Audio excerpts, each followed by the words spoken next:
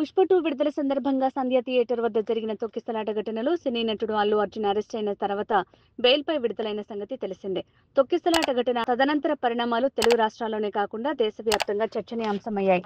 ఈ వ్యవహారంపై Telangana CM Revanth Reddy assembly వేదికగా తన అభిప్రాయాన్ని వ్యక్తం చేశారు. తాజాగా దావోస్ పర్యటనలో ఉన్న ఆయన ఆంగ్ల మీడియా ప్రతినిధి అడిగిన ప్రశ్నకు రేవంత్ రెడ్డి మరోసారి స్పందించారు. తొక్కిసలాట ఘటనకు అల్లు అర్జున్ నేరుగా బాధ్యుడు కాదు కదా అని ప్రశ్నించగా 2 రోజుల ముందు అనుమతి కోసం వస్తే పోలీసులు నిరాకరించారు. అయినా థియేటర్ వద్దకు అల్లు అర్జున్ వచ్చారు. ఈ క్రమంలో భారీగా అభిమానులు తరలి రావడంతో ఆయనతో వచ్చిన సెక్యూరిటీ సిబ్బంది అక్కడున్న వారిని తోసేశారు. ఈ తొక్కిసలాటలో ఒకరు చనిపోయారు. ఒక మనిషి చనిపోవడం అన్నది ఆయన చేతిలో లేకపోవచ్చు. ఒక మహిళ చనిపోతే 10-12 రోజులు బాధిత కుటుంబాన్ని పట్టించుకోలేదు. చట్టం తన పని తాను చేసుకుపోయింది అని అన్నారు.